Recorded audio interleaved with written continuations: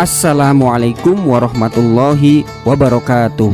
Pada pertemuan kali ini kita akan mempelajari salah satu peristiwa penting dalam sejarah Islam yang berdampak besar terhadap munculnya aliran-aliran dalam ilmu kalam, yaitu peristiwa tahkim. Materi ini akan membawa kita memahami bagaimana awal mula perpecahan pemikiran dalam umat Islam, bagaimana kondisi akidah pada masa Nabi dan Khulafaur Rasyidin, serta mengapa konflik politik dapat berkembang menjadi perbedaan teologis. Semoga dengan mempelajari bab ini kita dapat melihat sejarah secara lebih jernih dan memahami hikmah di baliknya. Baik, mari kita mulai pembahasan kita hari ini. Sebelum kita masuk lebih dalam tentang peristiwa tahkim dan munculnya aliran kalam, mari kita perhatikan dulu peta konsep ini. Di sini kita bisa melihat bahwa sejarah ilmu kalam tidak muncul begitu saja, tetapi berkembang melalui beberapa fase penting dalam sejarah Islam. Dimulai dari masa Rasulullah, kemudian masa Khulafaur Rasyidin, dilanjutkan masa Bani Umayyah dan Bani Abbasiyah, hingga setelah runtuhnya Bani Abbasiyah. Peristiwa tahkim menjadi titik penting karena dari sinilah muncul perpecahan yang kemudian melahirkan berbagai aliran pemikiran dalam akidah. Jadi peta ini akan membantu kita memahami alur besar pembahasan yang akan kita pelajari pada bab ini. Sekarang mari kita bergerak ke kotak pertama dalam peta konsep ini. Kita mulai dari masa Rasulullah SAW, masa ketika akidah umat Islam masih bersih dari perpecahan dan semua persoalan langsung dikembalikan kepada Nabi sebagai sumber rujukan utama. A. Sejarah ilmu kalam. 1. Akidah Islam pada masa Nabi. Pada masa Rasulullah SAW, umat Islam hidup dalam persatuan yang kuat dan belum mengenal aliran-aliran atau perpecahan. Setiap perbedaan pendapat langsung dikonsultasikan kepada Nabi sehingga semua persoalan terselesaikan dengan jelas.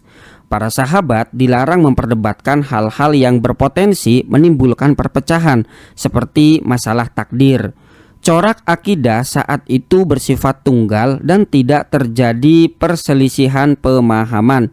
Perpecahan mulai terasa setelah wafatnya Nabi, terutama saat terjadi perdebatan tentang siapa yang berhak menjadi khalifah, yang akhirnya disepakati Abu Bakar As-Siddiq sebagai pemimpin pertama umat Islam. 2. Akidah Islam pada masa Khulafaur Rasyidin. Pada masa Abu Bakar dan Umar bin Khattab, persatuan umat masih terjaga meski muncul tantangan seperti nabi palsu dan penolakan zakat. Namun, benih perpecahan mulai tampak pada masa Khalifah Utsman bin Affan akibat kebijakan reformasi administrasi yang memicu ketidakstabilan politik. Puncaknya adalah terbunuhnya Utsman yang dikenal sebagai Al-Fitnah Al-Kubra. Setelah itu terjadi Perang Jamal dan Perang Siffin. Upaya damai melalui peristiwa tahkim justru memecah umat menjadi 3 kelompok: pendukung Ali, cikal bakal Syiah, kelompok yang keluar yaitu Khawarij, dan pendukung Muawiyah. Pada masa ini muncul perdebatan teologis tentang status orang beriman yang melakukan dosa besar. 3. Akidah Islam pada masa Bani Umayyah. Pada masa ini, perdebatan akidah semakin tajam seiring masuknya pemeluk Islam dari berbagai latar belakang budaya dan keyakinan. Isu utama yang diperdebatkan adalah masalah takdir dan kebebasan manusia. Pemerintah memanfaatkan paham Jabariyah yang menyatakan bahwa semua telah ditentukan Allah untuk melegitimasi kebijakan politiknya, dengan tokoh utama Jahm bin Safwan. Sebagai reaksi muncul paham Qadariyah yang menekankan kehendak bebas manusia, dipelopori Ma'bad al-Juhani dan Ghailan ad-Dimashqi. Di tengah perdebatan itu, Hasan al-Basri tampil dengan pandangan moderat bahwa pelaku dosa besar tetap mukmin tetapi berstatus fasik, tidak keluar dari Islam. 4. Akidah Islam pada masa Bani Abbasiyah. Pada masa Abbasiyah terjadi kemajuan pesat ilmu pengetahuan melalui gerakan penerjemahan filsafat Yunani dan Persia. ilmu kalam berkembang sebagai disiplin mandiri dan para ulama mulai menulis karya teologis sistematis. Aliran Mu'tazilah dijadikan paham resmi negara pada masa Al-Ma'mun, sehingga terjadi pemaksaan akidah melalui peristiwa mihnah, terutama terkait kemakhlukan Al-Quran. Sebagai reaksi, muncul Abu Hasan al-Asy'ari dan Abu Mansur al-Maturidi yang menawarkan pendekatan moderat dengan memadukan dalil naqli dan akli. Pemikiran mereka kemudian berkembang luas dan menjadi dasar akidah mayoritas umat Islam. Dan yang terakhir, yang kelima adalah akidah Islam setelah Bani Abbasiyah. Setelah masa Abbasiyah, aliran Asy'ariyah dan Maturidiyah menjadi paham mayoritas umat Islam karena pendekatannya yang seimbang antara wahyu dan akal. Aliran ini dikenal sebagai Ahlus Sunnah wal Jamaah. Muncul pula tokoh pembaharu seperti Ibnu Taimiyah yang mengkritik beberapa pemikiran kalam dan melahirkan gerakan Salafi. Pemikir lain seperti Muhammad Abduh dan Rashid Ridho turut memperkaya wacana teologi Islam dengan semangat pemurnian akidah berdasarkan Al-Quran dan hadis. Baik, sekarang kita masuk ke bagian yang terakhir, yaitu bagian B, peristiwa tahkim. Nah, gambar ini mengilustrasikan medan perang Siffin yang bergejolak dan momen penting pertemuan antara Abu Musa al-Asy'ari dengan Amr bin As di arena arbitrase yang menandai sebuah titik balik dalam sejarah Islam. 1. Situasi awal kepemimpinan Ali. Khalifah Ali bin Abi Thalib menerima estafet kepemimpinan dalam kondisi politik yang tidak stabil pasca terbunuhnya Utsman bin Affan. Muawiyah menuntut agar kasus pembunuhan Utsman segera dituntaskan dan menolak baiat kepada Ali.